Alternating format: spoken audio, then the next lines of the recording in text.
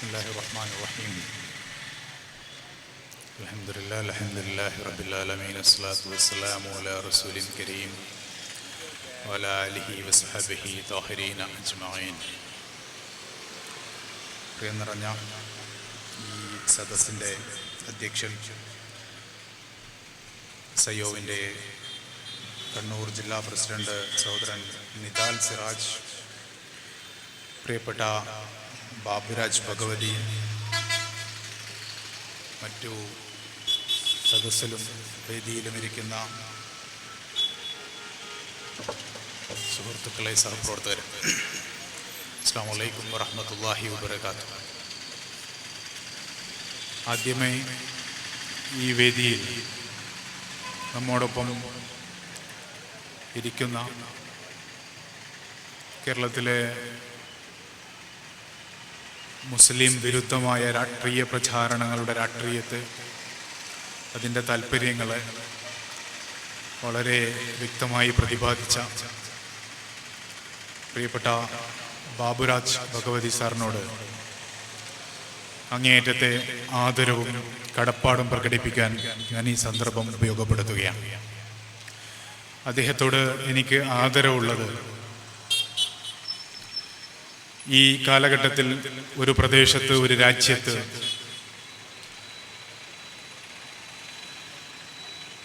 സാമൂഹ്യ പ്രവർത്തകർ, ബുദ്ധിജീവികൾ ആരുടെ കൂടെയാണ് നിൽക്കേണ്ടത് എന്നതിന് പലതരത്തിലുള്ള ചോയ്സുകൾ മനുഷ്യർക്കുണ്ടാവും. ഭരണകൂടത്തിൻ്റെ അധികാരത്തിൻ്റെ കൂടെ നിൽക്കുന്ന, വംശീയാധികാരത്തിൻ്റെ കൂടെ നിൽക്കുന്ന ബുദ്ധിജീവികളെ നമുക്ക് കാണാൻ കഴിയും. വ്യക്തിപരമായ താല്പര്യങ്ങൾക്കനുസരിച്ച് നിലപാടുകൾ സ്വീകരിക്കുന്ന സാഹിത്യകാരന്മാരെ, ബുദ്ധിജീവികളെ നമുക്ക് കാണാൻ കഴിയും. അധികാരമില്ലാത്ത, ശബ്ദമില്ലാത്ത, നിസ്സഹായരായ, വംശീയതയുടെ ഇരകളായി തീർന്ന ഒരു പ്രദേശത്തെ ന്യൂനപക്ഷമായ മനുഷ്യരുടെ കൂടെ അവരുടെ പ്രശ്നങ്ങളെ അപഗ്രഥിക്കുവാനും പഠിക്കുവാനും സമയം കണ്ടെത്തുക എന്നുള്ളത് വളരെ ധീരമായ, ശക്തമായ ഒരു ചോയ്സാണ്. അത്തരത്തിലുള്ള ഒരു നിലപാട് സ്വീകരിക്കാൻ യാതൊരു ബാധ്യതയും ഇല്ല എന്ന് കരുതുന്നവരാണ് നമ്മുടെ നാട്ടിലുള്ള മുഖ്യധാരാ ബുദ്ധിജീവികൾ എന്ന് പറയുന്നത്. ആ ഒരു ഘട്ടത്തിൽ ഇന്ത്യയിലെ മുസ്ലിം സമൂഹത്തിന് അനുഭവിക്കുന്ന മുസ്ലിം വിരുദ്ധതയുടെ ആഴം പഠിക്കുവാൻ തൻ്റെ സമയവും സന്ദർഭവും എഴുത്തും കോളങ്ങളും ഉപയോഗപ്പെടുത്തുവാൻ തീരുമാനിച്ചു എന്നുള്ളത് കൊണ്ടാണ് എനിക്ക് അദ്ദേഹത്തോട് ആദരവുള്ളത്. അങ്ങനെ മനസ്സിലാക്കിയാലും അതിൽ ഉറച്ചു നിൽക്കുക എന്നുള്ളത് ഏറെ ത്യാഗം അനുഭവിക്കേണ്ടി വരുന്ന ഒരു പ്രതിസന്ധിയാണ് എന്ന് എനിക്ക് ഉറപ്പിച്ചു പറയാൻ കഴിയും.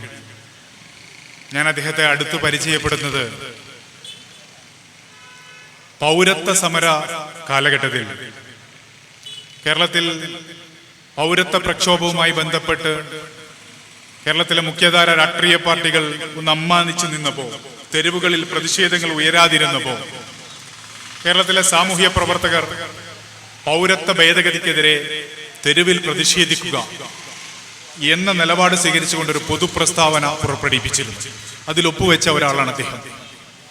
ആയതിന്റെ പേരിൽ കേരളത്തിൽ അങ്ങോളം ഇങ്ങോളം നടന്ന പൗരത്വ പ്രക്ഷോഭങ്ങളിൽ കോഴിക്കോട് ജില്ലയിൽ ഒരു ദിവസം, എനിക്ക് തോന്നുന്നു ഹർത്താൽ ദിവസമെങ്ങാനും, വളരെ സമാധാനപൂർവ്വം നടന്ന ജനകീയമായ സമാധാനപൂർവമായ പൗരത്വ സമരങ്ങളുടെ പേരിൽ കോഴിക്കോട് ജില്ലയിൽ മാത്രം ടൗൺ പോലീസ് സ്റ്റേഷനും കസബ പോലീസ് സ്റ്റേഷനും നടക്കാവ് പോലീസ് സ്റ്റേഷനിലുമായി 7 കേസുകളിൽ പ്രതികളാക്കപ്പെട്ട സാമൂഹ്യ പ്രവർത്തകരിൽ എന്ന് പറഞ്ഞാൽ സമാധാനപരമായ സമരത്തിന്റെ പേരിൽ, സമരത്തിന് ആഹ്വാനം ചെയ്തു എന്നതിന്റെ പേരിൽ ആ സമരത്തിന്റെ 7 സമരങ്ങളിലും പ്രതിയാക്കപ്പെട്ട ഒരാളാണ് ബാബുരാജ് ഭഗവതി എന്ന് പറയുന്നത്.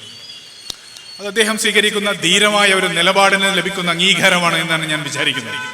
അത്തരത്തിൽ നൈരന്തര്യത്തോടുകൂടി മാതൃകാപരമായി ഈ സമൂഹത്തിന്റെ എന്റെ സമുദായം എന്ന നിലയിൽ ഇരകളാക്കപ്പെട്ട, ശബ്ദമില്ലാത്തവരാക്കി തീർക്കപ്പെടുന്ന, രാഷ്ട്രീയ ശബ്ദത്തിന്റെ പേരിൽ തീവ്രവാദവൽക്കരിക്കപ്പെടുന്ന, അപരവൽക്കരിക്കപ്പെടുന്ന ഈ സമൂഹത്തിന്റെ കൂടെ നിൽക്കുകയാണ് തന്റെ ദൗത്യം എന്ന നിലപാട് സ്വീകരിക്കുന്ന ഒരു ധീരനായ വ്യക്തി എന്ന നിലയിൽ അദ്ദേഹത്തോട് കടപ്പാടുണ്ട് എന്ന് ഞാൻ വിചാരിക്കുകയാണ്. ആ കടപ്പാട് വളരെ പരസ്യമായി ഈ ഘട്ടത്തിൽ പ്രിയപ്പെട്ട ബാബുരാജ് ചേട്ടനോട് പ്രകടിപ്പിക്കാൻ ഞാൻ ഈ സന്ദർഭം ഉപയോഗപ്പെടുത്തുകയാണ്. പ്രിയമുള്ളവരെ, നമുക്കെല്ലാവർക്കും അറിയാം എന്തുകൊണ്ട് ഇത്തരത്തിലുള്ള പ്രതിഷേധങ്ങൾ, എന്തുകൊണ്ട് CPIM പോലുള്ള ഒരു രാഷ്ട്രീയ പ്രസ്ഥാനത്തിനെതിരെ ഇന്ത്യ രാജ്യത്ത് അതിശക്തമായ ഒരു പ്രതിപക്ഷ മുന്നേറ്റം ഉണ്ടാവണം എന്ന് നമ്മൾ കരുതുന്ന ഒരു സന്ദർഭത്തിൽ ഈ രാജ്യത്ത് സംഘപരിവാരം ഒഴികെ മുഴുവൻ മനുഷ്യരും ഒരുമിച്ച് നിന്ന് ഒരു പ്രതിപക്ഷം എന്ന നിലയിൽ സംഘപരിവാരത്തിനെതിരെ പോരാടണം എന്ന് കരുതുന്ന ഘട്ടത്തിൽ മറ്റെല്ലാ വിയോജിപ്പുകളും മാറ്റിവെച്ച് ഇന്ത്യ മുന്നണിക്ക് വോട്ട് ചെയ്യണമെന്ന് സകല മനുഷ്യരും സംഘപരിവാരം ഒഴികെയുള്ള മുഴുവൻ മനുഷ്യരും ആഹ്വാനം ചെയ്യുന്ന ഒരു ഘട്ടത്തിൽ ഒരുപക്ഷെ കേരളത്തിന്റെ മഹാഭൂരിപക്ഷം മനുഷ്യരും അത്തരം ഒരു മനസ്സുമായി മുന്നോട്ട് പോകുന്ന ഒരു ഘട്ടത്തിൽ എന്തിനാണ് കേരളം ഭരിക്കുന്ന ഒരു രാഷ്ട്രീയ പ്രസ്ഥാനത്തെ, ഇന്ത്യ മുന്നണിയിലുള്ള ഒരു രാഷ്ട്രീയ പാർട്ടിയെ ഹിന്ദുത്വ മാർക്സിസം എന്ന് SIO വിളിക്കുന്നത് എന്ന ചോദ്യം ആളുകൾക്കുണ്ടായേക്കാം. അങ്ങനെ വിളിക്കാൻ പാടുണ്ടോ? ഞാൻ സൈദ്ധാന്തികമായി CPIM ഒരു ഹിന്ദുത്വ മാർക്സിസ്റ്റ് പാർട്ടിയാണ് എന്ന് പഠിച്ചയാളല്ല. ഞാനൊരു പഴയ SIO-കാരനാണ്, നിങ്ങൾക്കറിയാം. എന്റെ SIO ജീവിതാനുഭവത്തിൽ എന്റെ വിദ്യാർത്ഥി കാലഘട്ടത്തിലെ CPIM എന്ന് പറയുന്ന അതിന്റെ വിദ്യാർത്ഥി രാഷ്ട്രീയ പ്രസ്ഥാനത്തിന്റെ അനുഭവങ്ങളിൽ നിന്ന് അത് എത്രത്തോളം ഒരു ഹിന്ദുത്വ രാഷ്ട്രീയമുള്ള, എത്രത്തോളം ഒരു ഹിന്ദുത്വ രാഷ്ട്രീയം എന്ന പ്രയോഗം തന്നെയും നമ്മൾ സംഘപരിവാർ മുന്നോട്ട് വെക്കുന്ന രാഷ്ട്രീയം എന്ന നിലയിലാണ് ഒരുപക്ഷെ ഹിന്ദുത്വ എന്ന പദം ഉപയോഗിക്കുന്നത്. ഈ സവർണ രാഷ്ട്രീയത്തെ എത്രത്തോളം ഇന്റേണലൈസ് ചെയ്ത ഒരു മൂവ്മെന്റ് ആണ് CPIM എന്ന് അനുഭവങ്ങളിലൂടെ മനസ്സിലാക്കിയിട്ടുള്ള ഒരാളാണ് ഞാൻ കാലിക്കറ്റ് യൂണിവേഴ്സിറ്റി ക്യാമ്പസിൽ എന്റെ അനുഭവങ്ങൾ മാത്രം പറഞ്ഞ് അവസാനിപ്പിക്കാമെന്ന് വിചാരിക്കുകയാണ്. കാലിക്കറ്റ് യൂണിവേഴ്സിറ്റി ക്യാമ്പസിൽ PGക്ക് പഠിക്കുന്ന സന്ദർഭത്തിൽ സ്റ്റുഡൻസ് ഇസ്ലാമിക് ഓർഗനൈസേഷന്റെ ബാനറിൽ ഞങ്ങളുടെ ഒരു കൂട്ടുകാരി, സാധാരണ SIO എന്ന് പറയുന്നത് ഒരു മുസ്ലിം വിദ്യാർത്ഥി പ്രസ്ഥാനമാണ്, പക്ഷെ SIO-വിന്റെ തെരഞ്ഞെടുപ്പ് പാനലുകളിൽ മുസ്ലിങ്ങളല്ലാത്ത SIO-വിന്റെ പ്രവർത്തനങ്ങളിൽ മുസ്ലിങ്ങളല്ലാത്ത വിദ്യാർത്ഥികൾ രാഷ്ട്രീയമായി ഐക്യദാർഢ്യപ്പെടുന്നത് വളരെ സ്വാഭാവികമായ ഒരു പ്രക്രിയ മാത്രമാണ്. അങ്ങനെ കാലിക്കറ്റ് യൂണിവേഴ്സിറ്റി ക്യാമ്പസിൽ ഞങ്ങളുടെ ഒരു കൂട്ടുകാരി ഞങ്ങളുടെ കൂടെ ഇലക്ഷനിൽ മത്സരിച്ചു. തൊട്ടടുത്ത ദിവസം മുതൽ ആ കുട്ടിയെ കാണാനില്ല. അപ്പോ അന്വേഷിച്ച് നോക്കുമ്പോൾ പോലീസ് അന്വേഷിക്കുന്നു, ഭീകരമായ ചർച്ച നടക്കുന്നു, എന്താണെന്ന് ഞങ്ങൾക്ക് മനസ്സിലാവുന്നില്ല. അന്വേഷിച്ച് നോക്കുമ്പോൾ കാലിക്കറ്റ് യൂണിവേഴ്സിറ്റി ക്യാമ്പസിൽ നിന്നും SFI നേതാക്കൾ ആ പെൺകുട്ടിയുടെ വീട്ടിലേക്ക്, ആ വിദ്യാർത്ഥിയുടെ വീട്ടിലേക്ക് വിളിച്ച് ഇത് ലവ് ജിഹാദിന്റെ ഭാഗമാണ്, ഞാൻ എൻ്റെ വ്യക്തിപരമായ അനുഭവത്തിൽ നിന്നാണ് പറയുന്നത്, ഇത് ലവ് ജിഹാദിന്റെ ഭാഗമാണ് ഈ പെൺകുട്ടി SIO-വിന്റെ പാനലിൽ വൈസ് പ്രസിഡന്റായി മത്സരിക്കുന്നത് എന്ന് വീട്ടിൽ വിളിച്ചു പറയുകയാണ്. നിങ്ങൾ പോലീസിൽ പരാതിപ്പെടണം, അതിനുള്ള എല്ലാ സഹായവും ഞങ്ങൾ എനിക്ക് ആ വിളിച്ചു പറഞ്ഞ ആളുകളെയും, ഇതിൻ്റെ ഒരു തമാശ എന്താ വെച്ചാൽ അങ്ങനെ വിളിച്ചു പറഞ്ഞാൽ ഒരുത്തനെ പിന്നെ ഞാൻ കാണുന്നത് മാധ്യമത്തിന്റെ ഒരു ജേർണലിസ്റ്റ് ഇന്റർവ്യൂവിനാണ്. ഇതാണ് ഇതിന്റെ ഒരു കാപ്പട്യത്തിന്റെ ഒരു ഉദാഹരണം എന്ന് പറയുന്നത്. അങ്ങനെ വിളിച്ചു പറയുകയാണ്. ഭാഗ്യത്തിന് ആ പെൺകുട്ടിയുടെ വീട്ടുകാരും പെൺകുട്ടിയും അത്തരം ഒരു നിലപാട് സ്വീകരിക്കാത്തത് കൊണ്ട് ഞങ്ങളന്ന് ലവ് ജിഹാദ് നടത്തിയവരുടെ കൂട്ടത്തിൽ പെടാതെ പോയി, അല്ലെങ്കിൽ ലോകം ഞങ്ങളുടെ ലവ് ജിഹാദ് അറിയാതെ പോയി എന്ന് വേണമെങ്കിൽ നമുക്ക് പറയാം. പക്ഷെ നിങ്ങൾ ആലോചിച്ച്, എന്നെ SFI-കാർ മർദ്ദിച്ചിട്ടുണ്ട്, ഒന്നിലധികം തവണ മർദ്ദിച്ചിട്ടുണ്ട്. പക്ഷെ ആ മർദ്ദനത്തെക്കാൾ SFI എന്ന് പറയുന്ന സംഘടനയുടെ പേര് കേൾക്കുമ്പോൾ എൻ്റെ മനസ്സിൽ വരുന്ന ഓർമ്മ എന്ന് പറയുന്നത് ഒരു മുസ്ലിമാണ് എന്നതുകൊണ്ട് മാത്രം എന്നെയും എൻ്റെ സഹപ്രവർത്തകരെയും ഒരു ഹിന്ദു കമ്മ്യൂണിറ്റിയിൽ നിന്നുള്ള ഈഴവ സമുദായത്തിൽ നിന്നുള്ള ഒരു പെൺകുട്ടി ഞങ്ങളുടെ കൂടെ തെരഞ്ഞെടുപ്പിൽ മത്സരിച്ചു എന്ന കാരണത്താൽ മാത്രം ഭീകരവാദികളാക്കിയ, തീവ്രവാദികളാക്കിയ ഞങ്ങളുടെ സൗഹൃദങ്ങളെ, ഞങ്ങളുടെ സ്വാഭാവികമായ സൗഹൃദങ്ങളെ തീവ്രവാദ മുദ്ര ചാർത്തിയ ഒരു മൂവ്മെന്റ് എന്ന നിലയിലാണ് സ്റ്റുഡൻസ് ഫെഡറേഷൻ ഓഫ് ഇന്ത്യയെ ഞാൻ മനസ്സിലാക്കുന്നത്. ഇത് ഒരു ഒറ്റപ്പെട്ട അനുഭവമില്ലെന്ന് കേരളത്തിൽ അങ്ങോളം ഇങ്ങോളമുള്ള മുസ്ലിം വിദ്യാർത്ഥികളോട്, അത് SIO-വിൽ മാത്രം പ്രവർത്തിക്കണമെന്നില്ല, KSU-വിൽ പ്രവർത്തിക്കുന്ന, MSF-ൽ പ്രവർത്തിക്കുന്ന മുസ്ലിം വിദ്യാർത്ഥികളോട് നിങ്ങൾ ചോദിച്ചാൽ നിങ്ങൾക്ക് ക്യാമ്പസുകളുടെ അനുഭവങ്ങളിൽ നിന്ന് നിങ്ങൾക്ക് മനസ്സിലാക്കാൻ കഴിയും. SFI-യുടെ മുദ്രാവാക്യങ്ങൾ ശ്രദ്ധിച്ചിട്ടുണ്ടെങ്കിൽ നിങ്ങൾക്ക് എല്ലാവർക്കും അറിയാം. തെരഞ്ഞെടുപ്പുകളിൽ SFI ഗംഭീരമായി വിളിക്കുന്ന ഒരു മുദ്രാവാക്യമാണ്, ചെയർമാന് വേണ്ടി വിളിക്കുന്ന ഒരു മുദ്രാവാക്യമാണ്. കൗരവ പാണ്ഡവ യുദ്ധത്തിൽ കൃഷ്ണൻ തേര് തെളിച്ചതുപോലെ. ഒരു സെക്യുലർ മൂവ്മെന്റിന്റെ മുദ്രാവാക്യമാണ്. എന്താണ് മുദ്രാവാക്യത്തിൽ കുഴപ്പം എന്ന് വേണമെങ്കിൽ നമുക്ക് ആലോചിക്കാം. ഒരു മുസ്ലിം സാംസ്കാരിക പരിസരത്തിൽ നിന്നുള്ള ഒരു മുദ്രാവാക്യവുമായി ഒരു തെരഞ്ഞെടുപ്പിൽ SFI മത്സരിക്കുന്നത് നിങ്ങൾക്ക് സങ്കല്പിക്കാനാവും. എന്താണ് ഒരു മതേതര രാഷ്ട്രീയ പ്രസ്ഥാനത്തിന്റെ മുദ്രാവാക്യങ്ങളിൽ സാംസ്കാരികമായ മുദ്രാവാക്യം എന്ന് പറയുന്ന ഒരു രാഷ്ട്രീയ പ്രസ്ഥാനത്തിന്റെ സാംസ്കാരിക അടയാളമാണല്ലോ. കൗരവ പാണ്ഡവ യുദ്ധത്തിൽ കൃഷ്ണൻ തേര് തെളിച്ചതുപോലെ. ഇങ്ങനെയാണ് SFI തെരഞ്ഞെടുപ്പ് മുദ്രാവാക്യം മുഴക്കുന്നത്. എന്താണ് അതിന്റെ രാഷ്ട്രീയം എന്ന് നമ്മൾ അവരോട് ചോദിക്കാറുണ്ട്. അപ്പോൾ അവർ പറയുന്നത് നിങ്ങൾ തീവ്രവാദികളായതുകൊണ്ട്, നിങ്ങൾക്കിത് സെക്യുലർ അല്ലാത്തത് കൊണ്ടാണ് നിങ്ങൾക്കിത് ഉൾക്കൊള്ളാൻ കഴിയാത്തത് എന്നാണ് ഇവർ സാധാരണ പറയുക. അങ്ങനെ തന്റെ ജീവിതാനുഭവങ്ങളിൽ നിന്ന് എങ്ങനെയാണ് SFI എന്ന് പറയുന്ന ഒരു മൂവ്മെന്റ് അതിന്റെ ഒരു സാംസ്കാരിക പരിസരത്തിൽ നമ്മളെ ഓർമ്മപ്പെടുത്തിയിരുന്നത് എന്ന് ഓർക്കുകയാണ്. കേരളത്തിൽ ഏറ്റവും അടുത്തായി നേരത്തെ നിങ്ങളുടെ സംസ്ഥാന പ്രസിഡന്റ് ഇവിടെ സൂചിപ്പിച്ചല്ലോ, കേരളത്തിലെ ഒരു മാധ്യമ പ്രവർത്തകൻ, മീഡിയ വൺ എന്ന് പറയുന്ന ചാനലിനെ കുറിച്ച് നമുക്ക് എല്ലാവർക്കും അറിയാം. ആ ചാനൽ കേരളത്തിൽ നിർവഹിക്കുന്ന ദൗത്യത്തെക്കുറിച്ച്, ആ ചാനലിനോട് സംഘപരിവാർ സ്വീകരിച്ച, കേന്ദ്ര സർക്കാർ സ്വീകരിച്ച നിലപാടിനെ കുറിച്ച് എല്ലാവർക്കും അറിയാം. എന്താണ് മീഡിയ വൺ എന്ന് പറയുന്ന ചാനലിന്റെ സവിശേഷത എന്ന് പറയുന്നത്? മീഡിയ വൺ മറ്റെല്ലാ മാധ്യമ സ്ഥാപനങ്ങളെയും പോലെ പ്രവർത്തിക്കുന്ന ഒരു ലൈസൻസ്ഡ് ആയിട്ടുള്ള മാധ്യമ സ്ഥാപനമാണ്. ഏഷ്യാനെറ്റിനെ പോലെ, മാതൃഭൂമിയെ പോലെ, 24നെ പോലെ, റിപ്പോർട്ടർ ചാനലിനെ പോലെയൊക്കെ പ്രവർത്തിക്കുന്ന ഒരു മാധ്യമ സ്ഥാപനമാണ്. അതിൽ നൂറുകണക്കിന് മാധ്യമ പ്രവർത്തകരുണ്ട്. ആ നൂറുകണക്കിന് മാധ്യമ പ്രവർത്തകർ മറ്റെല്ലാവരും എല്ലാ ചാനലിലും മാധ്യമ പ്രവർത്തകർ, നമുക്കറിയാലോ വിഷ്വൽ മീഡിയയിൽ ആളുകൾ ഇങ്ങനെ മാറിക്കൊണ്ടേയിരിക്കും. എല്ലാ ചാനലിലും പോകുന്ന മാധ്യമ പ്രവർത്തകർ തന്നെയാണ് മീഡിയ വണ്ണിലും വരുന്നത്. അവരെല്ലായിടത്തും വാർത്ത റിപ്പോർട്ട് ചെയ്യുന്നത് പോലെ തന്നെയാണ് മീഡിയ വണ്ണിൽ റിപ്പോർട്ട് ചെയ്യുന്നത്. എന്താണ് മീഡിയ വണ്ണും ഇത്തരം മാധ്യമ സ്ഥാപനങ്ങളും തമ്മിലുള്ള ഒരു സവിശേഷമായ പ്രത്യേകത എന്ന് പറയുന്നത്? അതിൽ മുസ്ലിങ്ങൾക്ക് ഇടമുണ്ട് എന്നുള്ളതാണ് ഒന്ന്. കേരളത്തിന്റെ മുഖ്യധാര മാധ്യമ രംഗത്ത് നമ്മൾ സിംബോളിക്കായിട്ട് മനസ്സിലാക്കുകയാണെങ്കിൽ, പ്രതീകാത്മകമായി മനസ്സിലാക്കുകയാണെങ്കിൽ, ഹിജാബ് ധരിച്ച നൂറുകണക്കിന്, ആയിരക്കണക്കിന്, ലക്ഷക്കണക്കിന് പെൺകുട്ടികൾ ജീവിക്കുന്ന നാടാണ് കേരളം. ഹിജാബ് ധരിക്കുന്ന നൂറുകണക്കിന് മാധ്യമ പ്രവർത്തകരുള്ള നാടാണ് കേരളം. ഹിജാബ് ധരിച്ചൊരു പെൺകുട്ടി ആദ്യമായി വാർത്ത വായിക്കുന്നത് മീഡിയ വൺ എന്ന് പറയുന്ന ഒരു ചാനൽ ഉണ്ടാവുമ്പോഴാണ്.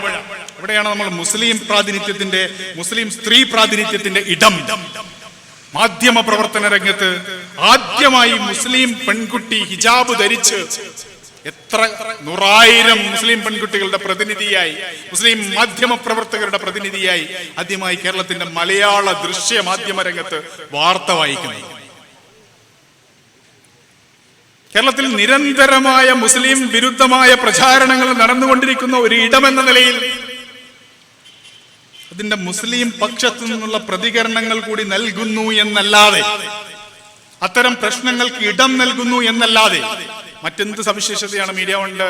നിങ്ങൾ ഇന്ന് രാവിലെ മുതൽ മീഡിയ വണ്ണിന്റെ രാവിലെ 10 മണിക്ക് ഒരു ബുള്ളറ്റിനും മറ്റു ചാനലുകളുടെ ബുള്ളറ്റിനും എടുത്തു നോക്കൂ. മറ്റെന്ത് വ്യത്യാസമാണ് നിങ്ങൾ കാണാൻ കഴിയുക? മുസ്ലിം മാനേജ്മെന്റ് ആണ്, മുസ്ലിം മുൻകൈയിലുള്ള മാനേജ്മെന്റ് ആണ്. അതിന്റെ ഷെയർ ഹോൾഡേഴ്സിൽ മഹാഭൂരിപക്ഷവും മുസ്ലിം സമുദായത്തിൽ നിന്നുള്ളവരാണ് എന്നതല്ലാതെ മറ്റെന്ത് സവിശേഷതയാണ് നിങ്ങൾക്ക് മീഡിയ വണ്ണിന്റെ വാർത്തകളിൽ കാണാൻ കഴിയുക?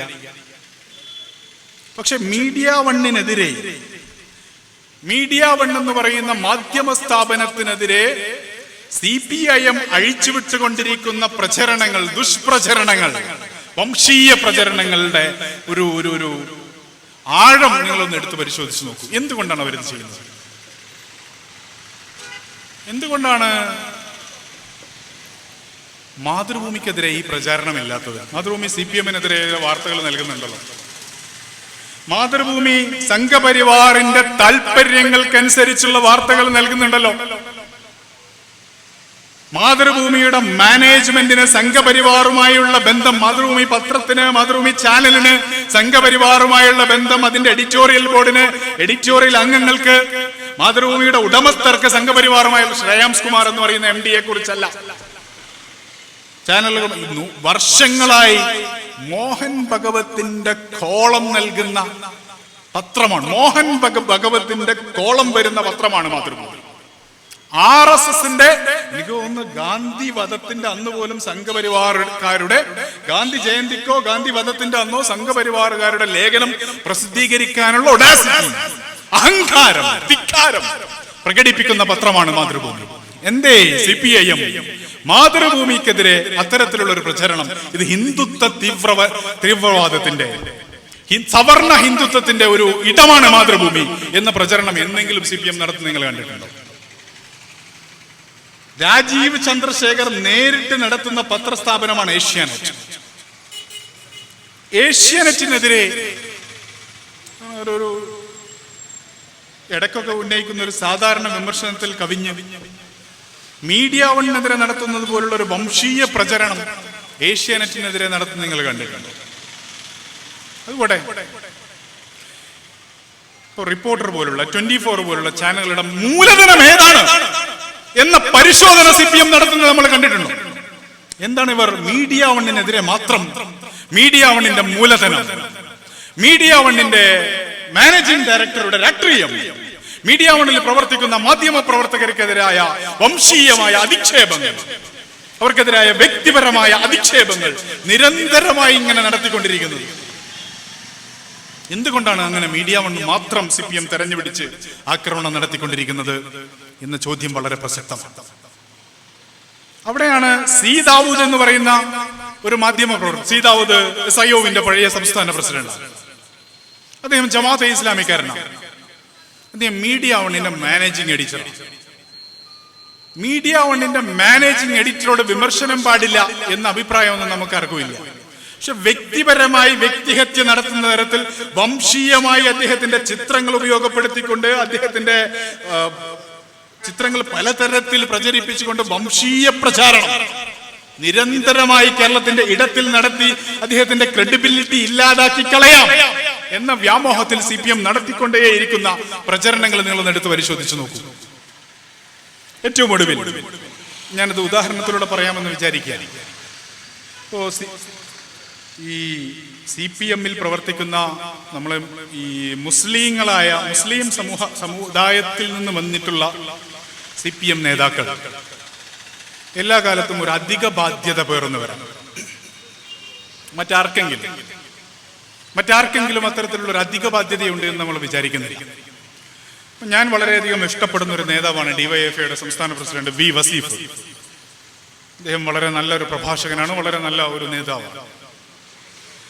നിങ്ങൾ V. വസീഫിന്റെ ഫേസ്ബുക്ക് പേജ് എടുത്ത് പരിശോധിച്ച് നോക്കൂ. അത് DYFI-യുടെ നിലപാട് കൂടിയാണ്, അദ്ദേഹത്തിന്റെ വ്യക്തിപരമായ നിലപാട് എന്നല്ല ഞാൻ പറയുന്നത്. പക്ഷെ ഞാൻ അദ്ദേഹത്തെ ഒരു ഉദാഹരണമായി എടുക്കുകയാണ്. ഡിസംബർ 7-ന് എന്താ ഡിസംബർ 6-ന്റെ പ്രത്യേകത എന്താ? ബാബരി മസ്ജിദ് തകർക്കപ്പെട്ട ദിനമാണ് ഡിസംബർ 6. സമ്പലിൽ ബാബരി പോലെ മറ്റൊരു പള്ളിക്കുമേൽ തങ്ങളുടെ കർസേവ ആരംഭിച്ച അതിന്റെ മറ്റൊരു ഘട്ടം കടന്നുപോയ ദിനം കൂടിയാണ് ഡിസംബർ 6. ഞാൻ അതിന്റെ വിശദാംശങ്ങളിലേക്ക് പോകുന്നില്ല. വസീഫ് ഡിസംബർ 7-ന് DYFI-യുടെ ഒരു സംസ്ഥാന കമ്മിറ്റിയുടെ ഒരു പ്രസ്താവന അദ്ദേഹത്തിന്റെ ഫേസ്ബുക്ക് പേജിൽ പോസ്റ്റ് ചെയ്തിട്ടുണ്ട്. ഒരു പ്രതിഷേധം, കോഴിക്കോട് സംഘടിപ്പിച്ച ഒരു പ്രതിഷേധം. മറ്റെവിടെയെങ്കിലും നടന്നിട്ടുണ്ടോ എന്ന് എനിക്കറിയില്ല, നടന്നിട്ടുണ്ടാവാം. ആ പ്രതിഷേധം ബംഗ്ലാദേശിലെ ന്യൂനപക്ഷങ്ങൾക്കെതിരായ ക്രൂരതകൾക്കെതിരെയാണ്. അത് ബംഗ്ലാദേശിലെ ജമാഅത്തെ ഇസ്ലാമി ചെയ്യുന്നു എന്ന ഒരു പച്ചക്കള്ളമാണ് കേരളത്തിൽ പ്രചരിപ്പിച്ചുകൊണ്ടേയിരിക്കുന്നത് എന്ന് നമുക്കറിയാം. ഞാൻ അതിന്റെ വിശദാംശങ്ങളിലേക്ക് പോകുന്നില്ല. ബംഗ്ലാദേശിലെ ഏതെങ്കിലും ആളുകളുടെ എന്തെങ്കിലും ബാധ്യത ഇന്ത്യയിലെ മുസ്ലിങ്ങൾക്കുണ്ട് എന്ന് ഞാൻ കരുതുന്നില്ല. അതിന് മറുപടി പറയാനുള്ള ഒരു ബാധ്യത ഇന്ത്യയിലെ മുസ്ലിങ്ങൾക്കുണ്ട് എന്ന് ഞാൻ കരുതുന്നില്ല. മുസ്ലിങ്ങൾ ഇന്ത്യയിലെ മുസ്ലിം സമൂഹത്തിന്റെ പ്രയോറിറ്റിയിൽ വരേണ്ടുന്ന ഒരു കാര്യമാണത് ഞാൻ കരുതുന്നില്ല. അതിന്റെ അർത്ഥം അവിടെ ഏതെങ്കിലും തരത്തിലുള്ള വംശഹത്യ നടക്കുന്നുണ്ട്. എല്ലാ സ്റ്റേറ്റുകളും, എല്ലാ രാജ്യങ്ങളിലും ഭൂരിപക്ഷം ന്യൂനപക്ഷത്തെ ആക്രമിക്കാനുള്ള സാധ്യതയുണ്ട് എന്നത് ശരിയാണ്. അതിനെ പ്രതിരോധിക്കേണ്ടത് ഒരു ജനാധിപത്യ സമൂഹം നിലയിൽ അനിവാര്യമാണ് എന്നത് ശരിയാണ്. പക്ഷെ ഞാൻ അവിടുത്തെ ന്യൂനപക്ഷത്തിന്റെ കൂടെയല്ല എന്ന ഒരു പ്രിജുഡൈസിനോട് പ്രതികരിക്കാനുള്ള ബാധ്യത എനിക്കില്ല. അതെങ്ങനെയാണ് ഞാൻ ബംഗ്ലാദേശിലെ ന്യൂനപക്ഷത്തിന്റെ കൂടെയല്ല എന്ന പ്രിജുഡൈസ് ഉണ്ടാകുന്നത് എന്ന ചോദ്യം ഉന്നയിക്കാനാണ് ഞാൻ ആഗ്രഹിക്കുന്നത്. പക്ഷെ കേരളത്തിലെ ഡിവൈഎഫ്ഐക്ക് ഡിസംബർ 7 ബംഗ്ലാദേശിലെ ന്യൂനപക്ഷങ്ങളോടുള്ള ക്രൂരതക്കെതിരെ ഒരു പരിപാടി നടത്താനും ബാബരിയെ ഓർക്കാതെ സമ്പലിൽ തൊട്ടു തലേ ദിവസം നടന്ന 5 മനുഷ്യരെ വെടിവെച്ചു കൊന്ന 5 മനുഷ്യരെ, അന്ത് മുസ്ലിം ചെറുപ്പക്കാരെ വെടിവെച്ചു കൊന്ന യോഗി ആദിത്യനാഥിന്റെ സർക്കാരിനെതിരെ ഒരു പ്രതിഷേധ പ്രകടനം കേരളത്തിൽ നടത്തേണ്ടതില്ല എന്ന് തീരുമാനിക്കാനും കഴിയുന്ന ഒരു രാഷ്ട്രീയത്തെ കുറിച്ചാണ് ഞാൻ നിങ്ങളോട് പറയാൻ ശ്രമിക്കുന്നത്. ഒരു പറയും ഞങ്ങളുടെ ദേശീയ കമ്മിറ്റി അതിൽ നിലപാട് ഇല്ല, ഞങ്ങൾക്ക് അഭിപ്രായം ഇല്ലെന്നേ. നിങ്ങളുടെ ദേശീയ കമ്മിറ്റി സംഘപരിവാറിനെതിരെ നിലപാട് സ്വീകരിക്കുന്നില്ല എന്നോ, നിങ്ങൾക്ക് തത്വത്തിൽ സംഘപരിവാറിനെതിരായി വർഗപരമായ കാഴ്ചപ്പാടില്ലെന്നോ ഒന്നുമില്ല ഞങ്ങൾ പറയുന്നു. പ്രയോഗത്തിൽ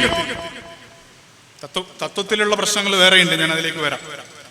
പ്രയോഗത്തിൽ കേരളത്തിലെങ്കിലും ഈ ഹിന്ദുത്വ വംശീയതയുടെ പ്രചരണായുധങ്ങൾ ഉപയോഗപ്പെടുത്തി മുസ്ലിം സമൂഹത്തെ അപരവൽക്കരിക്കുന്ന, തീവ്രവാദവൽക്കരിക്കുന്ന, അരികവൽക്കരിക്കുന്ന നിലപാടുകൾ മാത്രം സ്വീകരിക്കുകയും മുസ്ലിം സമൂഹത്തിൽ നിന്ന് CPIM-ൽ പ്രവർത്തിക്കുന്ന മാപ്ലാവുകൾ എന്ന ആളുകൾ പരിഹസിക്കുന്ന തരത്തിലേക്ക് നിലപാടുകൾ സ്വീകരിക്കേണ്ടി വരികയും അധിക ബാധ്യതയും മാപ്പുസാക്ഷിത്വവുമായി മുസ്ലിം സമൂഹത്തിൽ നിന്നുള്ള ചെറുപ്പക്കാർ CPIM-ൽ പ്രവർത്തിക്കേണ്ടി വരികയും ചെയ്യുന്ന ഒരു സാഹചര്യം നിലനിൽക്കുന്നുണ്ട് എന്നാണ് ഞാൻ പറയുന്നത്.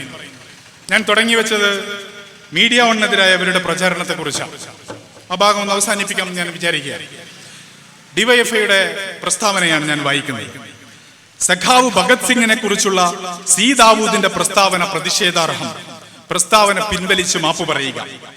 ധീര വിപ്ലവകാരിയും ഇന്ത്യൻ സ്വാതന്ത്ര്യ സമരത്തിലെ ജ്വലിക്കുന്ന നക്ഷത്രവുമായ രക്തസാക്ഷി സഖാവ് ഭഗത് സിംഗിനെ കുറിച്ച് മീഡിയ വൺ മാനേജിംഗ് എഡിറ്ററും ജമാഅത്തെ ഇസ്ലാമി നേതാവുമായ സി ദാവൂദ് നടത്തിയ പ്രസ്താവന സ്വാതന്ത്ര്യ സമര നേതാക്കളെ അപമാനിക്കുന്നതും പ്രതിഷേധാർഹവുമാണ്. രാജ്യത്ത് ബ്രിട്ടീഷ് സാമ്രാജ്യത്വ കിരാത ഭരണം നടമാടുന്ന കാലത്ത് ജനവിരുദ്ധമായ ഒരു നിയമം പാസാക്കുന്ന അസംബ്ലിയുടെ നടുത്തളത്തിലേക്ക് കൈബോംബും പിന്നെ എന്തുകൊണ്ടാണ് തങ്ങൾ ഇങ്ങനെ ചെയ്യുന്നത് എന്ന് വിശദമാക്കുന്ന ലഘുലേഖകളും എറിയുകയും രക്ഷപ്പെടാനുള്ള സാധ്യതയുണ്ടായിട്ടും അത് ചെയ്യാതെ പിടികൊടുക്കുകയും ചെയ്ത ഭഗത് സിംഗും കൂട്ടാളികളും അടങ്ങുന്ന ധീര വിപ്ലവകാരികളെ തികച്ചും നിന്ദാപരമായ ചേഷ്ടകളോടെ ഭഗത് സിംഗ് കോടതിയിൽ ബോംബ് വച്ചതിന് ശിക്ഷിക്കപ്പെട്ടെന്നും പിന്നീടുള്ള 947 ഓഗസ്റ്റ് 15 എന്ന തീയതി കഴിഞ്ഞപ്പോൾ ധീര ദേശാഭിമാനിയാണെന്നുമാണ് സി ദാവൂദ് പ്രസ്താവിച്ചത്. അങ്ങനെ തുടർന്ന് പോകുന്നുണ്ട്. നിങ്ങളൊന്ന് ആലോചിച്ച് നോക്കൂ. ഒന്ന് അദ്ദേഹത്തിന്റെ ചേഷ്ടകളെ കുറിച്ച്.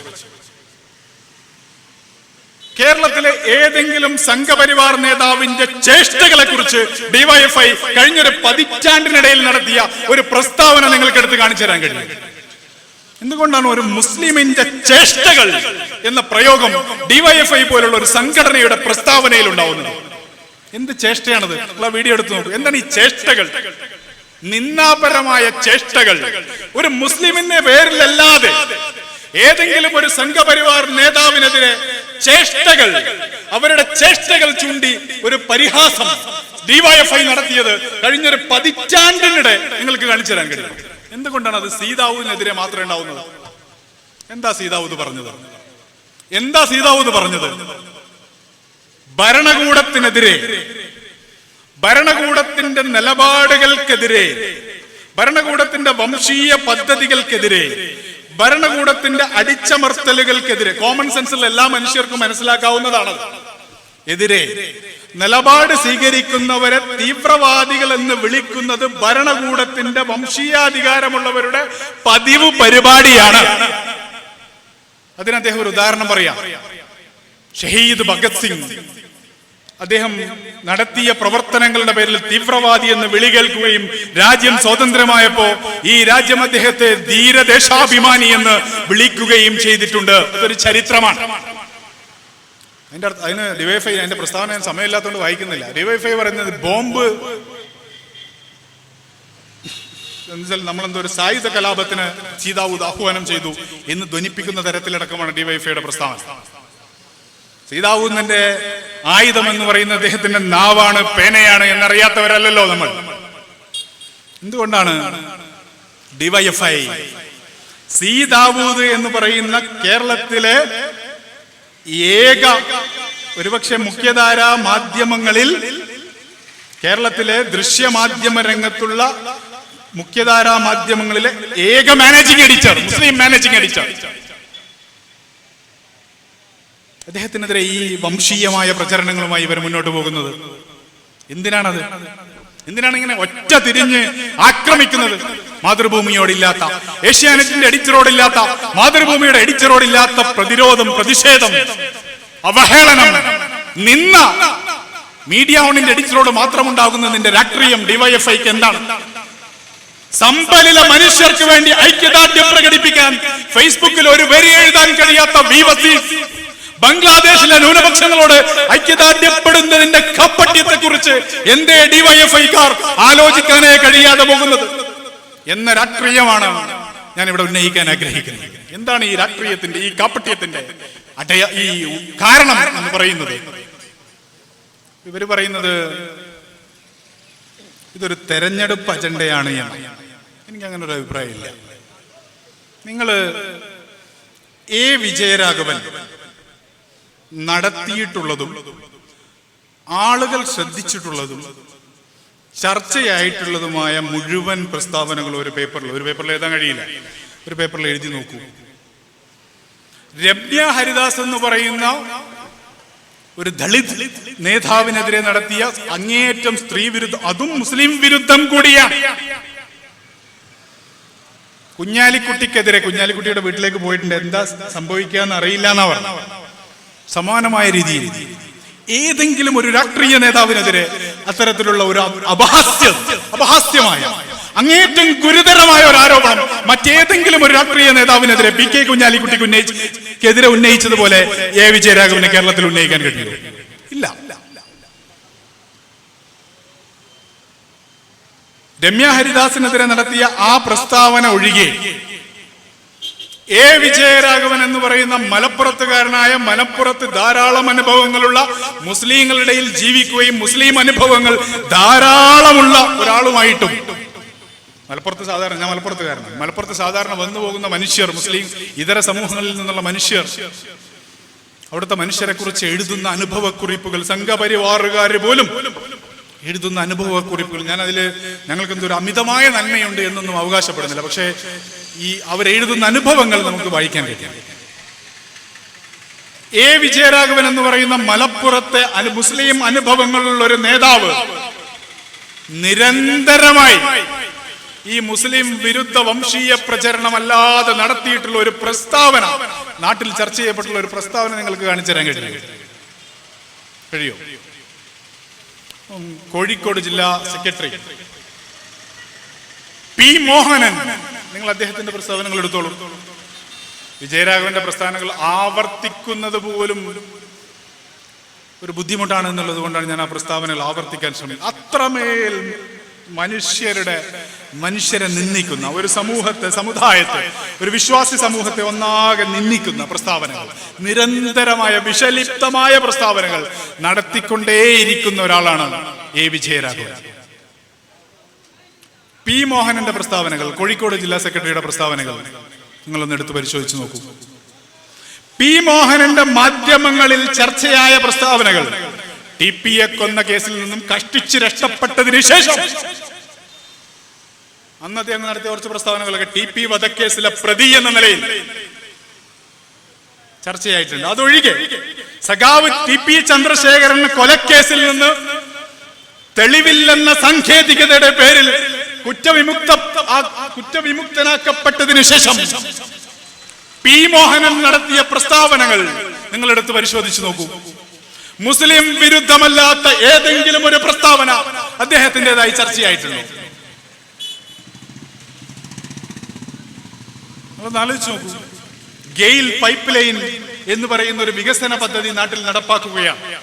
അതിന്റെ ഇരകളായ മനുഷ്യർ, ഭൂമി നഷ്ടപ്പെടുന്ന മനുഷ്യർ അവരുടെ പ്രതിഷേധം പ്രകടിപ്പിക്കുമ്പോൾ അവരെ തീവ്രവാദികളായി ചിത്രീകരിക്കുകയും അത് അവരുടെ മതത്തിന്റെയും പ്രവാചകന്റെയും നൂറ്റാണ്ടിന്റെയും പ്രശ്നമാണെന്നും അത് 6-ാം നൂറ്റാണ്ടിലെ കിരാതമായ ഒരു കൾച്ചറിന്റെ ഭാഗമാണെന്നും വംശീയമായി അധിക്ഷേപിച്ച ഒരു നേതാവാണ് പി മോഹനൻ എന്ന് പറയുന്നത്. അനേകം പ്രസ്താവനകൾ പി മോഹനന്റെ നമുക്ക് കാണാൻ കഴിയും.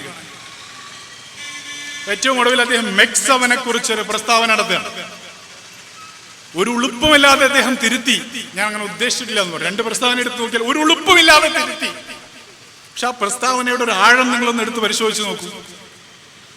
ഒരു ജില്ലാ സെക്രട്ടറി, CPIM-ന്റെ ഒരു ജില്ലാ സെക്രട്ടറി, മുസ്ലിങ്ങൾ അധികമായുണ്ട് അല്ലെങ്കിൽ മുസ്ലിങ്ങൾ തുടങ്ങി, മുസ്ലിം മുൻകൈയിൽ തുടങ്ങി എന്നതിന്റെ പേരിൽ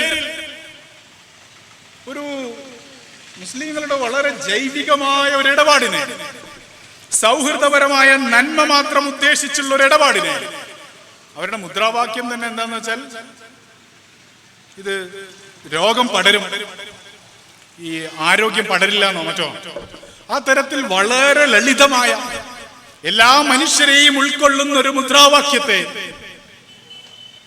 അപരവൽക്കരിച്ച്, അവഹേളിച്ച്, പൈശാചികവൽക്കരിച്ച് പി മോഹനൻ നടത്തിയ പ്രസ്താവന നിങ്ങളൊന്ന് പരിശോധിച്ചു. എന്തിനാണ് പി മോഹനൻ ആ പ്രസ്താവന നടത്തുന്നത്? സ്വയംഭൂവായി ഒരിടത്തിൽ നിന്ന് വളരെ ബോധപൂർവം ഒരു പ്രചാരണം ഇങ്ങനെ അഴിച്ചുവിടുകയാണ്.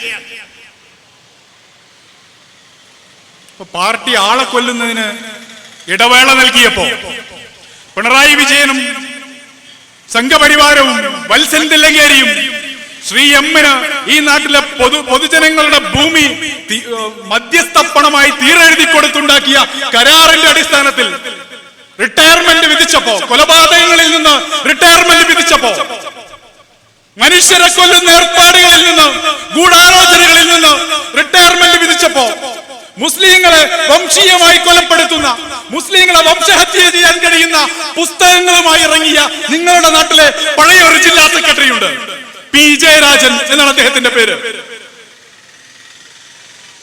ശുക്കൂർ, അരിയിൽ ശുക്കൂർ എന്ന് പറയുന്ന ഒരു കുഞ്ഞിനെ, 19 വയസ്സുള്ള ഒരു കുഞ്ഞിനെ തന്റെ കാറിന് കല്ലെറിഞ്ഞു എന്നതിന്റെ പേരിൽ കൊലപ്പെടുത്താൻ പാർട്ടി കോടതിക്ക് ഉത്തരവ് നൽകിയ ജില്ലാ സെക്രട്ടറി ഇപ്പൊ പുസ്തകവുമായി ഇറങ്ങിയിരിക്കുകയാണ്. ഒരു കുഞ്ഞിനെ, 19 വയസ്സുള്ള കുഞ്ഞിനെ അരിഞ്ഞു കൊല്ലാൻ ഉത്തരവിട്ടതിന്റെ പേരിൽ കേസ് നിലനിൽക്കുന്ന ഒരു രാഷ്ട്രീയ നേതാവ് പി ജയരാജൻ, അയാളിപ്പോ പുസ്തകവുമായി ഇറങ്ങിയിരിക്കുകയാണ്. മുസ്ലിങ്ങളെ മുഴുവൻ വംശീയമായി ആക്രമിക്കാൻ ആളുകൾക്ക് ഇടം നൽകുന്ന ഒരു വംശീയ പദ്ധതിയുമായി കേരളം കണ്ട, മലയാളം കണ്ട ഏറ്റവും വലിയ നുണകളുടെ, പച്ച നുണകളുടെ ഒരു വംശീയ പുസ്തകവുമായി അയാൾ ഇറങ്ങിയിരിക്കുന്നു. അയാൾ എഴുതിയതാണോ ആരെ കൊണ്ട് എഴുതിപ്പിച്ചതാണോ എന്ന് പറയാൻ നമുക്ക് അറിയാഞ്ഞിട്ടൊന്നുമല്ല. പക്ഷെ ഒരു പദ്ധതിയുടെ നേതാവായി അദ്ദേഹം ഇറങ്ങിയിരിക്കുക. പാർട്ടിയിൽ നിന്ന് അപ്രസക്തനാവുമ്പോ, പാർട്ടിയിൽ ഇടമില്ലാതാകുമ്പോ, പാർട്ടിയിൽ ശബ്ദമില്ലാതാകുമ്പോ ശ്രദ്ധ നേടാൻ മുസ്ലിങ്ങളുടെ നെഞ്ചത്ത് കയറിയാൽ മതി, മുസ്ലിങ്ങളെ വംശീയമായി അധിക്ഷേപിച്ചാൽ മതി, എനിക്ക് പൊതുവിടത്തിൽ പാർട്ടിയിൽ ഇടം ലഭിക്കും എന്ന് അദ്ദേഹത്തിന് ബുദ്ധിയുണ്ട്, ഉപദേശമുണ്ട്. ആ ഉപദേശത്തിന്റെ കൂടി അടിസ്ഥാനത്തിൽ പാർട്ടി ലൈനിലല്ല. നിങ്ങൾക്കറിയാലോ പി ജയരാജൻ നടത്തിയ എത്ര പ്രസ്താവനകൾ പാർട്ടി തള്ളി പറഞ്ഞു, എത്ര പ്രസ്താവനകൾ പാർട്ടി തള്ളി പറഞ്ഞു. നിങ്ങൾക്ക് എല്ലാവർക്കും അറിയാം. ഒരു ദിവസം പി ജയരാജൻ പ്രസ്താവന നടത്തുന്നു, തൊട്ടടുത്ത ദിവസം MV ഗോവിന്ദൻ തള്ളി പറയുന്നു. ഒരു ദിവസം പി ജയരാജൻ പ്രസ്താവന നടത്തുന്നു, തൊട്ടടുത്ത ദിവസം MV ജയരാജൻ തള്ളി പറയുന്നു. പി ജയരാജന് താല്പര്യമില്ലാത്ത ഇടങ്ങളിലൊക്കെ പി ജയരാജനെ കൊണ്ടുപോയി പ്രസംഗിപ്പിക്കുന്നു. ഈ കണ്ണൂരുകാർക്ക് ഞാൻ ഇത് പറഞ്ഞു തരേണ്ട കാര്യമില്ല. പി ജയരാജൻ സ്വന്തമായി പാലിയേറ്റീവ് പ്രവർത്തനം, ഞാൻ അതിന്റെ തമാശയിലേക്ക് ഞാൻ പോകുന്നില്ല, ആതുര സേവന രംഗത്ത് പി ജയരാജന്റെ സംഘടന അങ്ങനെയുണ്ടല്ലോ, വൈരുദ്ധ്യങ്ങളുടെ, കപ്പട്യങ്ങളുടെ, പ്രഹസനങ്ങളുടെ പി ജയരാജൻ ആതുര സേവനം നടത്തുന്നതിന്റെ ഒരു തമാശ നിങ്ങളൊന്ന് ആലോചിച്ചു. ഞാൻ അതിന്റെ വിശദാംശങ്ങളിലേക്ക് പോകുന്നില്ല. അങ്ങനെയുള്ള പി ജയരാജൻ പുസ്തകം എഴുതുകയാണ്. മുസ്ലിങ്ങളെ കുറിച്ച് വംശീയമായ പച്ച നുണകൾ, കളവുകൾ, ഒരു ബാലൻസും ചെക്കും ഇല്ലാതെ പി ജയരാജന്റെ പുസ്തകം പ്രസിദ്ധീകരിക്കപ്പെടുന്നു, ആഘോഷിക്കപ്പെടുന്നു. എന്തുകൊണ്ട് കേരളത്തിൽ അത്തരത്തിലുള്ള വംശീയ നുണകൾ വളരെ എളുപ്പത്തിൽ സ്വീകരിക്കപ്പെടുകയും ചോദ്യം ചെയ്യപ്പെടാതെ പോകുകയും ചെയ്യുന്നു എന്നതാണ് എന്റെ ചോദ്യം. ഞാൻ പറയുന്നത് CPIM-ന്റെ ഈ നേതാക്കൾ ഇടക്കാലത്ത് ലോക്സഭാ തെരഞ്ഞെടുപ്പിൽ ഇവർ കുറെ പ്രസ്താവനകൾ നടത്തിയിരുന്നല്ലോ. മുസ്ലിം ലീഗ് വളരെ നല്ല കക്ഷിയാണ്. ഞാൻ അതിലേക്ക് പോകുന്നതിന് മുമ്പ് ആലോചിക്കുക, ഇവരാരായത്? മുസ്ലിം ലീഗ് വർഗീയമാണോ മതേതരമാണോ? മാക്സിമം വർഗീയമാണോ മതേതരമാണോ? ജമാഅത്തെ ഇസ്ലാമി വർഗീയമാണോ മതേതരമാണോ? മുജാഹിദ് പ്രസ്ഥാനങ്ങൾ വർഗീയമാണോ മതേതരമാണോ? മുസ്ലിം സമൂഹത്തിൽ നിന്ന് സംസാരിക്കുന്ന മനുഷ്യർ വർഗീയവാദികളാണോ മതേതരവാദികളാണോ എന്ന സർട്ടിഫിക്കറ്റ് നൽകാൻ CPIM-നെ ചുമതലപ്പെടുത്തിയത് ആരാ? നിങ്ങൾ ആരാണ്? മുസ്ലിം സമുദായത്തിൽ നിന്നുള്ള മനുഷ്യരെ സംഘടനകൾക്ക് മുഴുവൻ വർഗീയവാദി പട്ടവും മതേതര പട്ടവും നൽകാൻ നിങ്ങൾ ആരാണ്?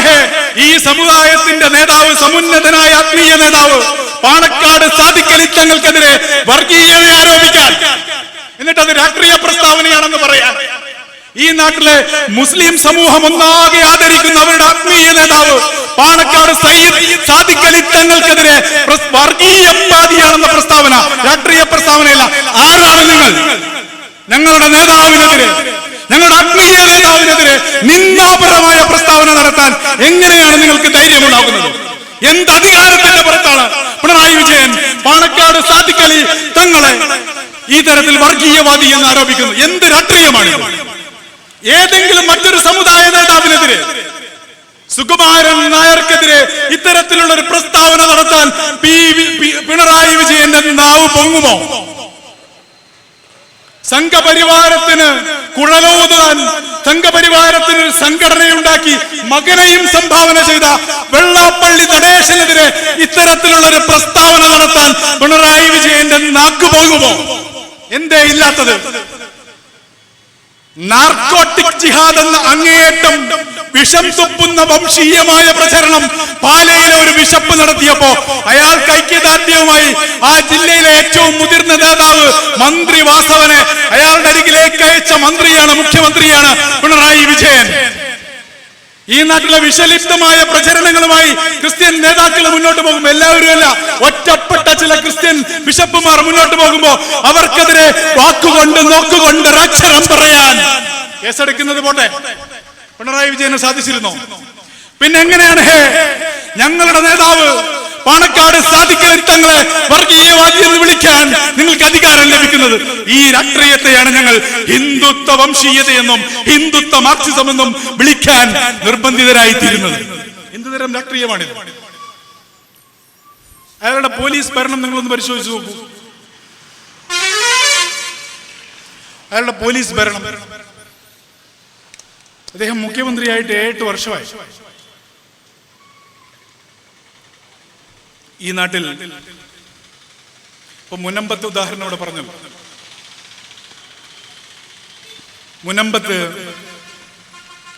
മുനമ്പത്ത് ഇത് വഖഫ് ഭൂമിയാണോ അല്ലയോ?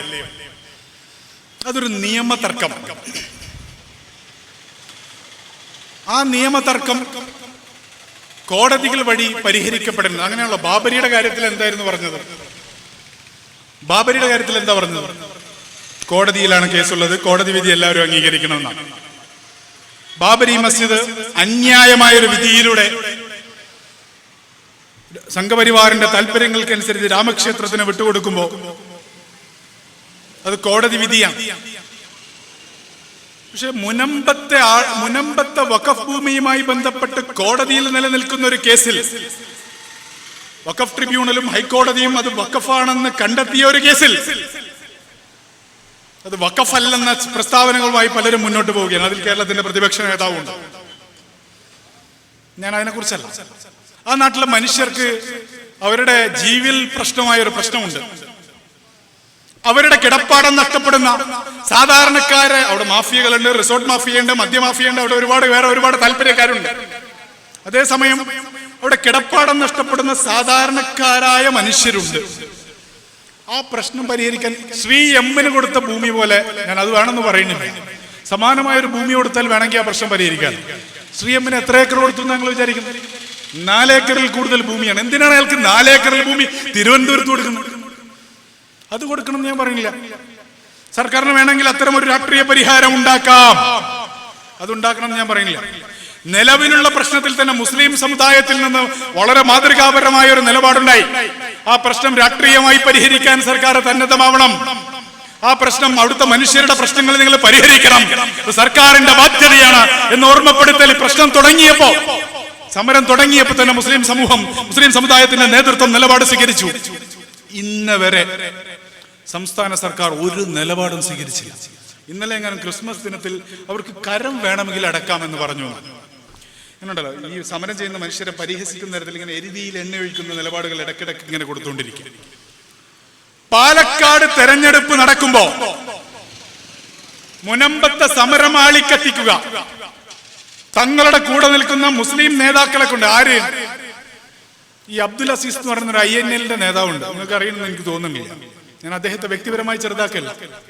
INL രാഷ്ട്രീയ പ്രസക്തി കേരളത്തിൽ എന്തായിരുന്നുവെന്നും അത് CPM ഇപ്പോൾ എങ്ങനെ ആക്കിയെന്നും നമുക്ക് എല്ലാവർക്കും അറിയാം. മുസ്ലിം സമൂഹത്തോടുള്ള തങ്ങളുടെ കൂടെ നിൽക്കുന്ന മുസ്ലിങ്ങളോടുള്ള നിലപാടെന്ത് CPM-ന്റേത് എന്ന് പഠിക്കാൻ INL ചരിത്രം മാത്രം, മർഹൂം സുലൈമാൻ സെഡു സാഹിബിന്റെ ചരിത്രം മാത്രം, അദ്ദേഹത്തിന്റെ പ്രസ്ഥാനത്തിന്റെ ചരിത്രം മാത്രം, അദ്ദേഹത്തോട് CPM, അദ്ദേഹത്തിന്റെ രാഷ്ട്രീയ പ്രസ്ഥാനത്തോട് CPM എന്ത് ചെയ്തു എന്ന പരിശോധനകൾ നടത്തിയാൽ മതി.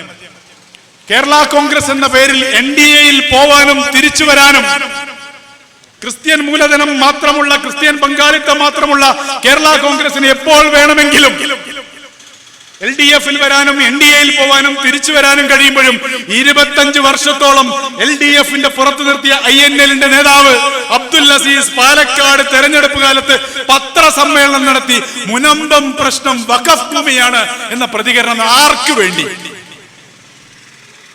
വേണ്ടി INL നേതാവ് ആ രാഷ്ട്രീയ പ്രസ്താവന നടത്തി?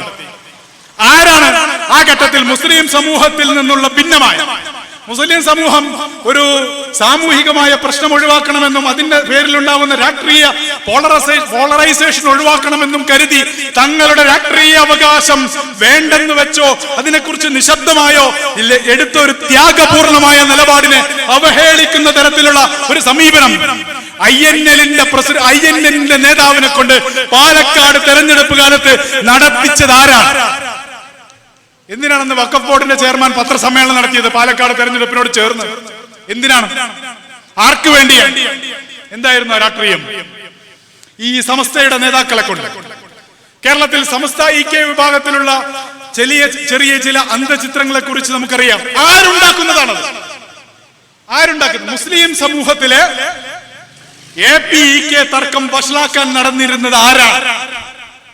ഇപ്പോൾ EK വിഭാഗത്തിൽ നിന്നുള്ള ചില നേതാക്കളെ കൊണ്ട് പല പ്രസ്താവനകളും നടത്തിച്ചുകൊണ്ട് സമസ്തയെ പിളർത്താനോ സമസ്തയെ തകർക്കാനോ ശ്രമിക്കുന്ന രാഷ്ട്രീയം ആരുടേതാണ്?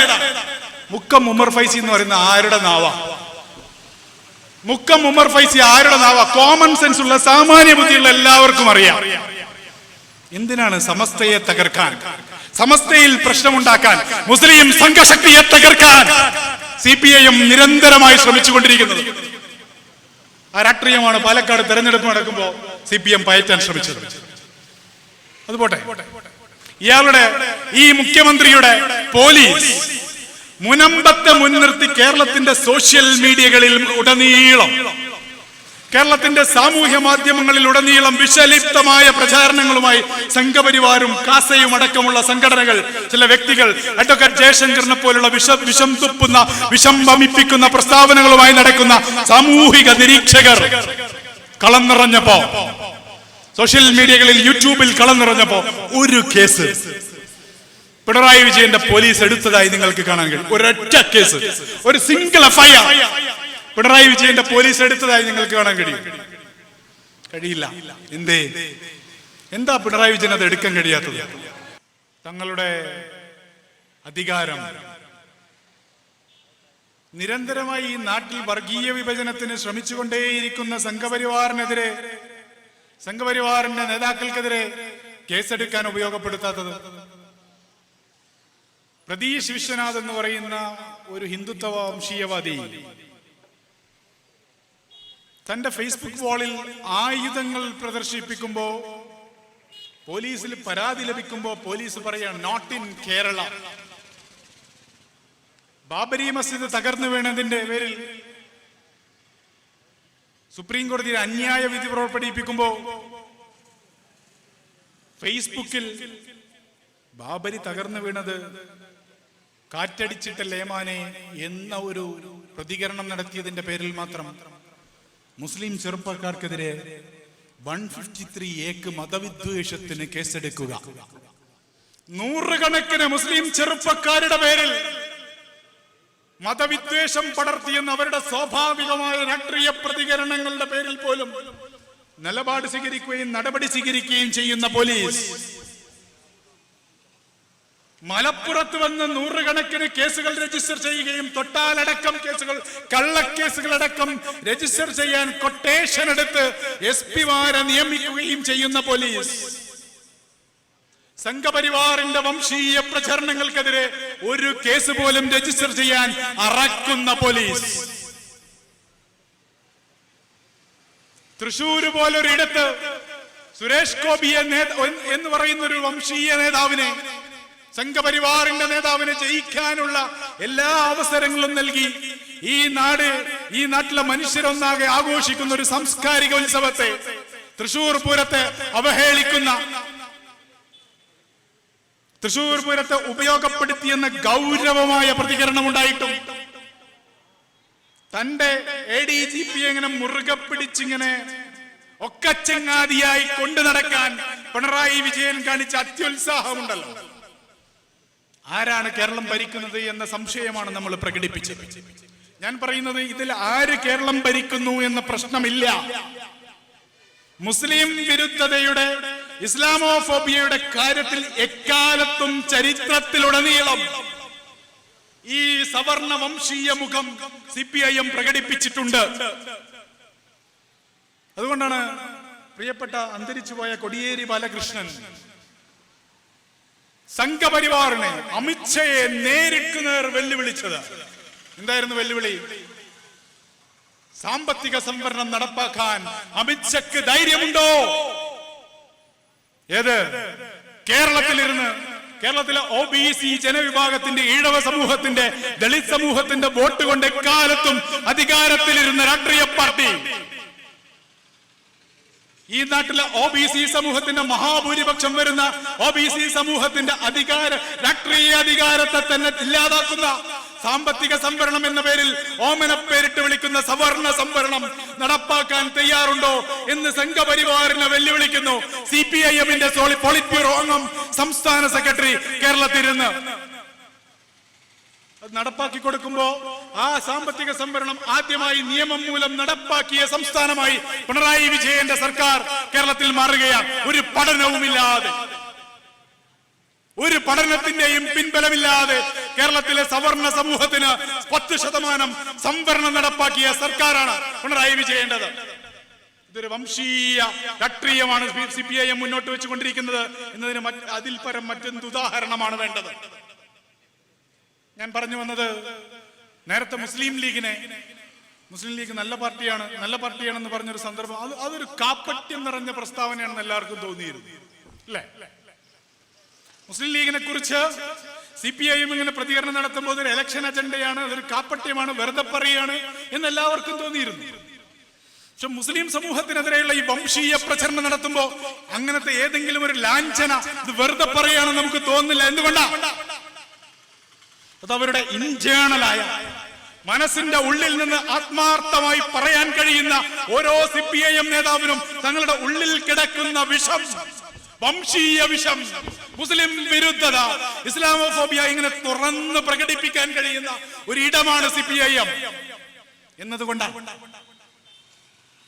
എന്തിനാണ് സംഘപരിവാർ ഇങ്ങനെ വംശഹത്യയുടെ അങ്ങേയറ്റത്തേക്ക് തള്ളിക്കൊണ്ടിരിക്കുന്ന, ദിനേന എന്നോണം അടിച്ചു കൊന്നുകൊണ്ടിരിക്കുന്ന ഒരു സമൂഹത്തെ UAPA പോലുള്ള കരിനിയമങ്ങളുടെ പേരിൽ, പൗരത്വ ഭേദഗതി പോലുള്ള നിയമങ്ങളുടെ പേരിൽ ലീഗലൈസ്ഡായി ജനസൈഡ് നടത്തിക്കൊണ്ടേയിരിക്കുന്ന ഒരു പ്രദേശത്തെ ജനങ്ങളെ, അവരുടെ രാഷ്ട്രീയ ശബ്ദങ്ങളെ വംശീയവൽക്കരിക്കാൻ, അരികവൽക്കരിക്കാൻ, പൈശാചികവൽക്കരിക്കാൻ CPIM നേതൃത്വം നൽകുന്നത്.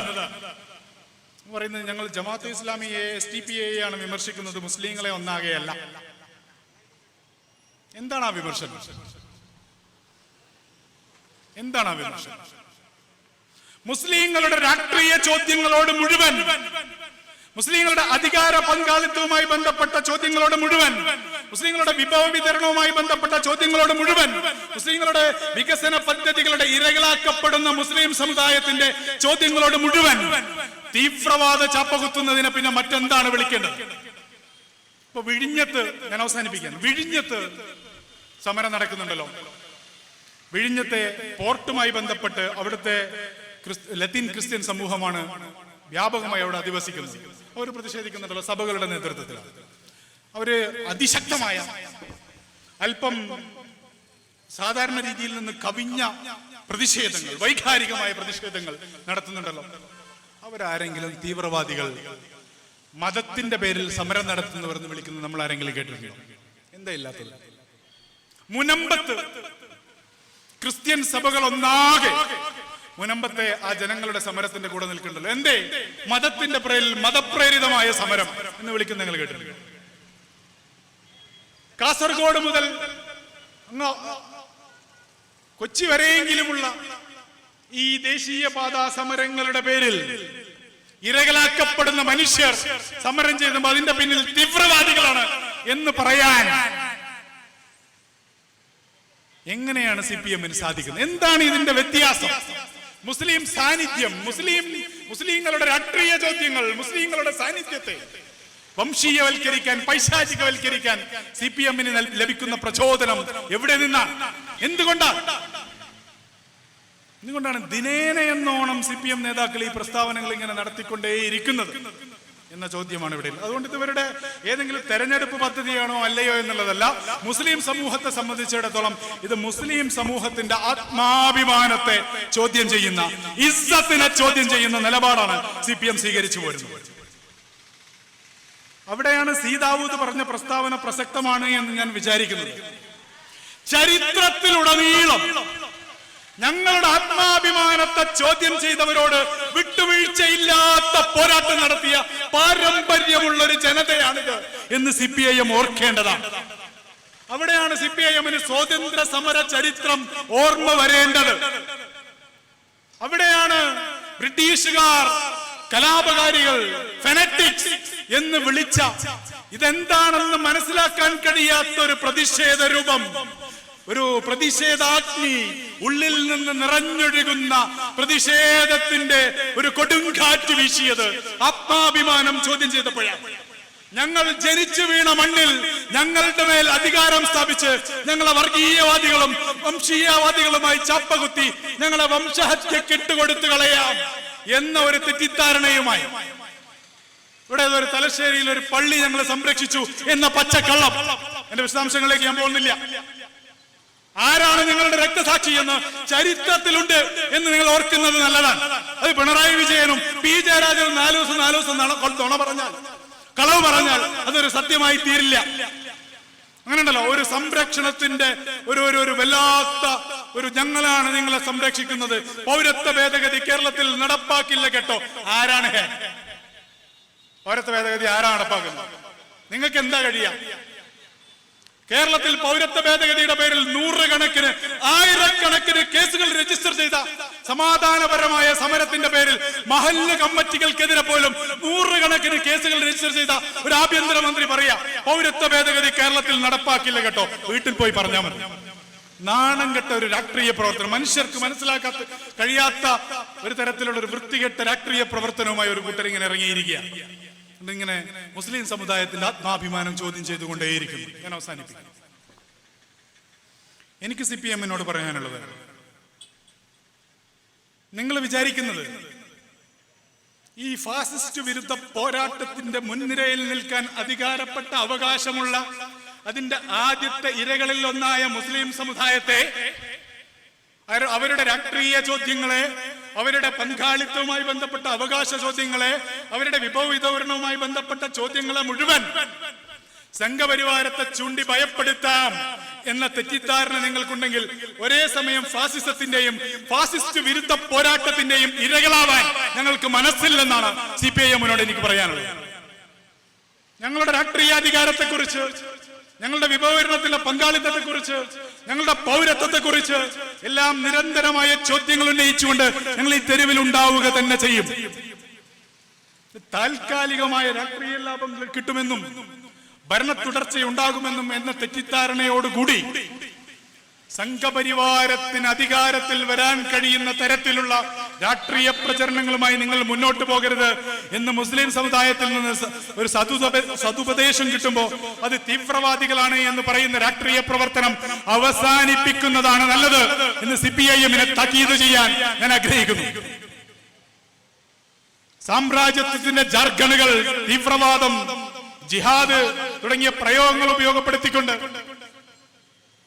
മുസ്ലിങ്ങളുടെ സ്വാഭാവികവും ജൈവികവുമായ മുഴുവൻ പ്രതികരണങ്ങളെയും, മുസ്ലിങ്ങൾ ചിരിക്കുന്നതിനെ, ഭക്ഷണം കഴിക്കുന്നതിന്റെ, സൗഹൃദം സ്ഥാപിക്കുന്നതിനെ, രാഷ്ട്രീയ പ്രവർത്തനം നടത്തുന്നതിനെ, ഇങ്ങനെ എല്ലാത്തിനെയും തീവ്രവാദവൽക്കരിക്കുന്ന, ഒടുവിൽ വോട്ട് ജിഹാദിലടക്കം എത്തി നിൽക്കുന്ന ഇന്ത്യയിലെ ഒരു പ്രമുഖ പ്രതിപക്ഷ നേതാവിന് പ്രിയങ്ക ഗാന്ധിക്ക് വോട്ട് ചെയ്തതിന്റെ പേരിൽ മഹാഭൂരിപക്ഷവും മുസ്ലിങ്ങളുള്ള യഥാർത്ഥത്തിൽ ഒരു മുസ്ലിം MP-യെ മത്സരിപ്പിച്ച് ജയിപ്പിക്കണമെന്ന മുസ്ലിം സമുദായത്തിന് അവകാശവാദം ഉന്നയിക്കാൻ കഴിയുന്ന ഒരു പാർലമെന്റ് മണ്ഡലത്തിൽ നിന്നും പ്രിയങ്ക ഗാന്ധിയെ മത്സരിപ്പിച്ച് വിജയിപ്പിച്ചതിന്റെ പേരിൽ പോലും മുസ്ലിം സമുദായത്തിന് മേൽ തീവ്രവാദ പട്ടവുമായി ഇറങ്ങുന്ന വിജയരാഘവന്മാർ, P ജയരാജന്മാർ, P മോഹനന്മാർ, P പിണറായി വിജയന്മാർ മനസ്സിലാക്കേണ്ടത് നിങ്ങളെ തിരുത്താൻ കഴിയുന്ന ഒരു ചെറുപ്പം ഈ തെരുവിലുണ്ടെന്നും ഈ സമുദായത്തിന്റെ ആത്മാഭിമാനത്തെ, ഇസ്സത്തിനെ ചോദ്യം ചെയ്തവരെ ഒന്നും വെറുതെ വിട്ട പാരമ്പര്യം ഈ സമുദായത്തിനില്ലെന്നും ഓർക്കുന്നത് നല്ലതാണ്.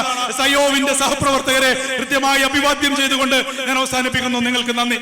വാഹിർ ദഅ്വാനാ അൽഹംദുലില്ലാഹി റബ്ബിൽ ആലമീൻ. അസ്സലാമു അലൈക്കും വറഹ്മത്തുള്ളാഹി വബറകാതുഹു.